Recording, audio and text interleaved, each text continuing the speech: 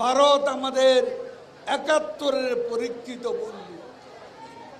আপনারা তো হৃদয়ে চেতনায় স্বাধীনতা ধারণ করেন না, কাজে ৭১-এর চেতনাও আপনারা ধারণ করেন না।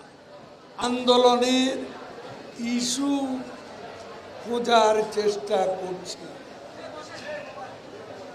তারা আবারও ভুল পথে হাঁটছে।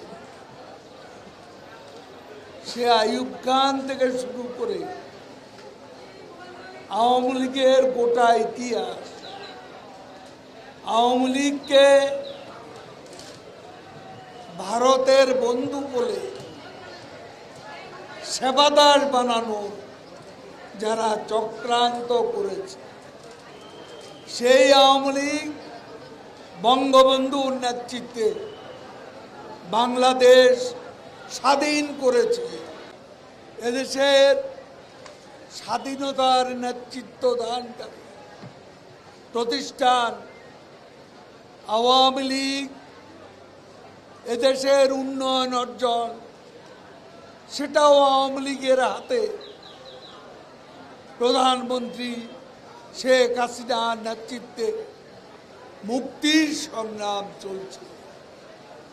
আমি তরুণ সমাজকে আজকে আমাদের যে নির্বাচনী অঙ্গীকার, তরুণদের, বেকার তরুণদের কর্মসংস্থানের যে অঙ্গীকার, এই অঙ্গীকার আমরা পূরণ করব। আমি আপনাদের সামনে একটা কথা বলতে চাই, যারা আজকে প্রতিদিনই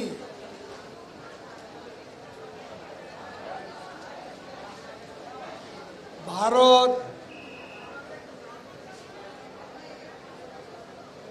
বিরোধিতার নামে আজকে কর্মসূচি, পাল্টাপাল্টি কোনো কর্মসূচি আমরা নিতে যাচ্ছি না। আমাদের কর্মসূচি আগেই ঘোষিত হয়েছে, বছরব্যাপী আমরা এই ৭৫ বছর পূর্তি অনুষ্ঠান সারা বাংলাদেশে চলবে। মাত্র কেন্দ্রীয় প্রোগ্রাম হয়েছে, এরপর মহানগর, আমাদের ২ মহানগর, ঢাকা জেলা সহ আমাদের সহযোগী সংগঠন, সারা বাংলাদেশে আওয়ামী লীগের বিভিন্ন শাখা সংগঠন, আমাদের দলের ঐতিহাসিক এই ৭৫ বছর পূর্তি অনুষ্ঠানমালা অংশ নেবে। এবং সেই আওয়ামী লীগ আজকে যে অর্জন, উন্নয়ন, সমৃদ্ধি সবই কিন্তু স্বাধীনতা পিতার হাতে, মুক্তি হচ্ছে কন্যার হাতে। পিতার হাতে স্বাধীনতা, কন্যার হাতে মুক্তি। এবং আওয়ামী লীগ সেটা করে যাচ্ছে। বিদেশে আমাদের প্রভু নেই, আপনাদের প্রভু আছে। আমরা বিদেশে আমাদের বন্ধু আছে। আমরা যা করি বঙ্গবন্ধুর কন্যা বাংলাদেশের স্বার্থেই করে।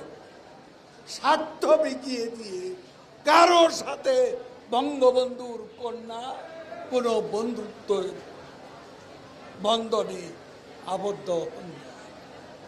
যাক, আমি আজকে তরুণ সমাজকে আহ্বান জানাবো,